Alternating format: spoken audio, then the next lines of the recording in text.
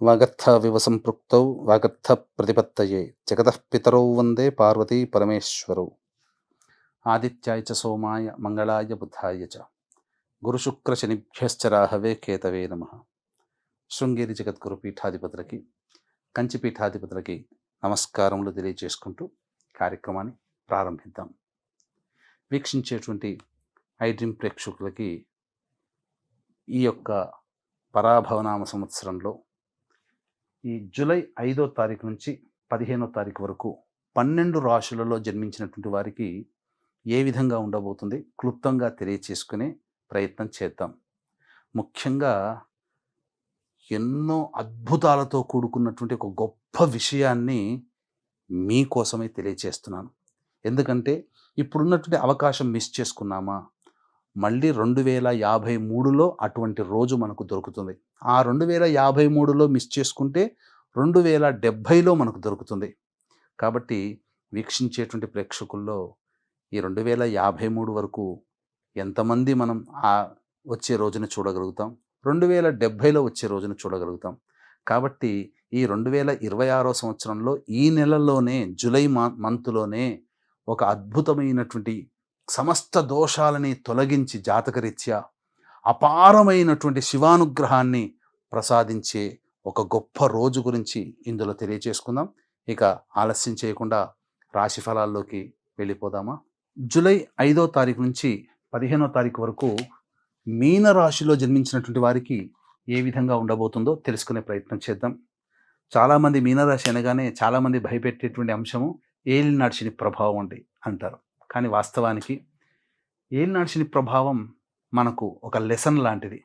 కానీ వివాహ సంబంధమైనటువంటి విషయాల్లో ఈ యొక్క మీనరాశి వారికి వివాహం నిశ్చయమయ్యే అవకాశం ఉంటుంది. చాలా కష్టపడి కొన్ని పనులని పూర్తి చేసుకోగలుగుతారు, అందులో సందేహం లేదు. కాకపోతే వ్యయ రాహు ప్రభావము కాస్త అనుకూలము కాదు.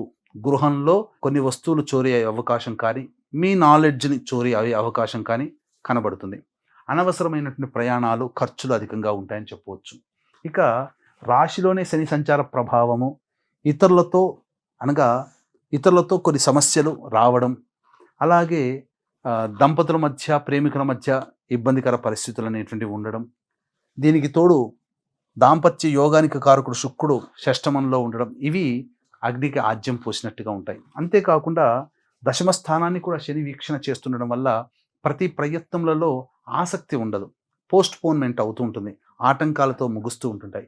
కాబట్టి శని అనుగ్రహం లేదు. కానీ ఇక్కడ ప్రధానముగా గురువు చాలా అపారమైనటువంటి యోగాన్ని కలిగిస్తున్నాడు. ఇక్కడ శని బాగోలేడని చెప్పుకున్నాం, రాహు బాగోలేడని చెప్పుకున్నాం, శుక్రుడు సాధారణమైనటువంటి ఫలితాలనే ఇస్తాడు.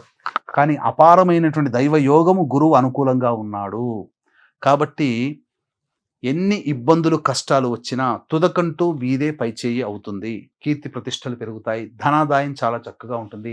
దీనికి తోడు కుజుడు కూడా వృషభ రాశిలో స్థితి పొంది ఉండి ప్రధానంగా మీరు శక్తికి మించి పనిచేసేటువంటి శారీరక మానసిక శక్తిని కుజుడు కలగచేస్తాడు. అలాగే అదృష్టాన్ని తీసుకుని వస్తాడు. ప్రతి ప్రయత్నంలో ముందడుగు వేసే అవకాశాన్ని కుజుడు కలగచేస్తాడు. ఎంత శని ఆపుదామనుకున్నా కుజుడు ఈ గ్రహాలు మీకు అనుకూలంగా ఉండబోతున్నాయి.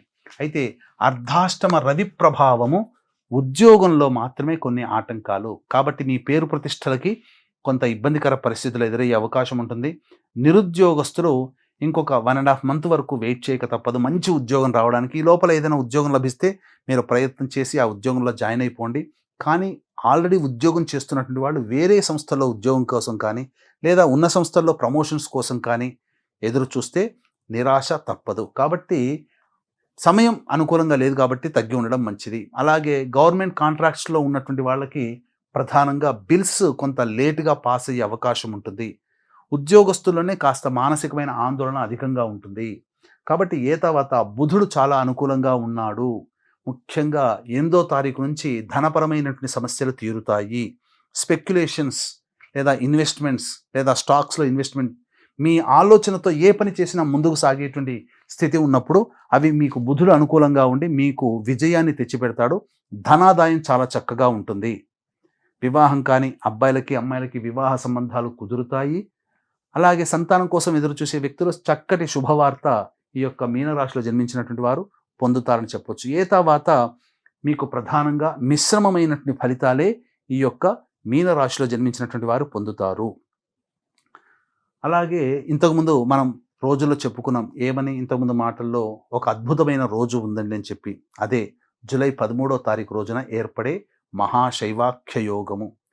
సోమవారము, ఆరుద్ర నక్షత్రం, చతుర్దశి తిథి, మాస శివరాత్రి కలిసి ఉన్నటువంటి రోజు 100 మహాశివరాత్రులతో సమానమైన రోజుగా చెప్పబడి ఉంది.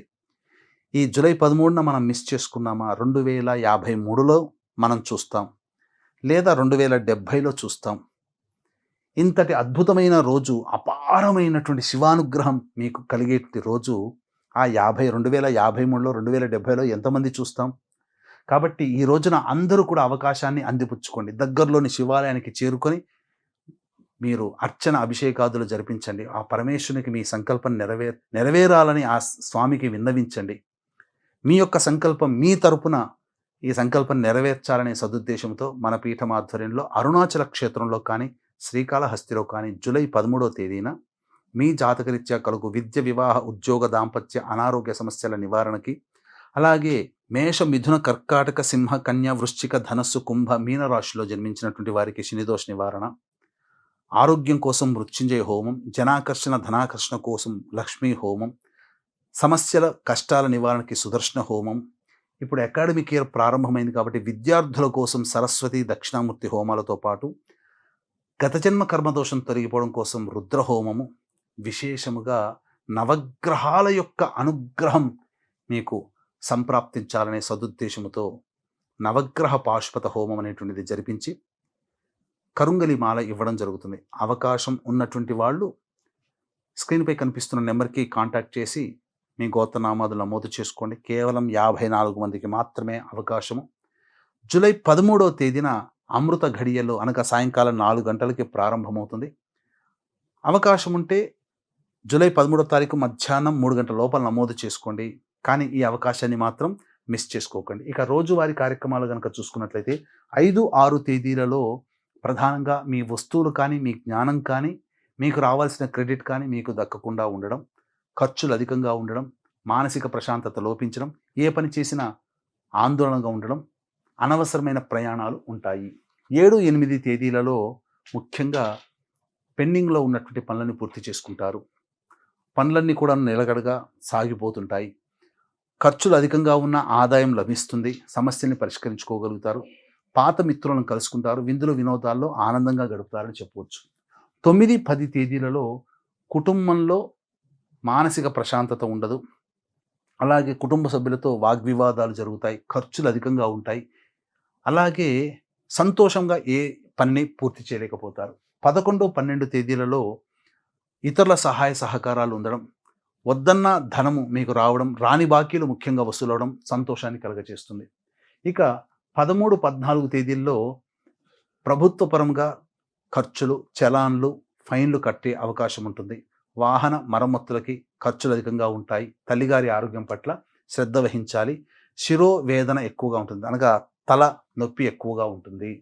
15వ తారీఖు ప్రధానంగా ఆలోచనలకే పరిమితమవుతాయి. మీ ఆరోగ్యం పట్ల శ్రద్ధ వహించాలి. ఇండైజేషన్ అనేటువంటిది ఉంటుంది. అలాగే గ్యాస్, ఎసిడిటీ ప్రాబ్లంతో కొంత ఇబ్బందులు ఎదుర్కొనే అవకాశం ఉంటుంది. అన్ని పనులు ఆలోచనలకే పరిమితమవుతాయి తప్ప ఏది కార్యరూపం దాల్చదు. కాబట్టి సాధారణంగా మిశ్రమమైనటువంటి ఫలితాలే యొక్క మీనరాశిలో జన్మించినటువంటి వారికి ఉన్నాయి. కాబట్టి ఈ సమస్యల పరిష్కారం కోసం ప్రతి రోజు కూడా శివాలయ సందర్శనం, అలాగే నవగ్రహ స్తోత్ర పారాయణం చేస్తున్నట్లయితే చాలా మటుకు సమస్యలు పరిష్కారం అవుతాయి. అలాగే ఇంతకుముందు చెప్పుకున్నట్టుగా అపారమైనటువంటి శివానుగ్రహాన్ని అందించే మహాశైవాఖ్య యోగం ఉన్నటువంటి జూలై 13వ తారీఖు రోజున దగ్గరలోని శివాలయానికి చేరుకొని అర్చనాభిషేకాదులు జరిపించుకోండి. లేదు ఇంకా దైవానుగ్రహం క్షేత్రంలో అయితే ఎక్కువ శుభఫలితం ఉంటుంది. మీ గోత్రనామాదులతో జరుగుతుంది కాబట్టి అరుణాచల క్షేత్రంలో కానీ, శ్రీకాళహస్తిలో కానీ మన పీఠం ఆధ్వర్యంలో జరిగే సర్వదోష నివారణ పూజల హోమాల్లో గోత్రనామాదులు నమోదు చేసుకునే ప్రయత్నం చేయండి. జూలై 13వ తారీఖు సాయంకాలం 4 గంటలకి ప్రారంభమవుతుంది కాబట్టి జూలై 13 మధ్యాహ్నం 3 గంటల లోపల మీ గోత్రనామాదులు నమోదు చేసుకునే ప్రయత్నం చేయండి. పరమేశ్వర అనుగ్రహం సంపూర్ణంగా మీకు కలిగి మీ సమస్య నుంచి బయటపడాలని ఆకాంక్షిస్తూ సర్వం శ్రీ ఉమామహేశ్వర పరబ్రహ్మార్పణమస్తు.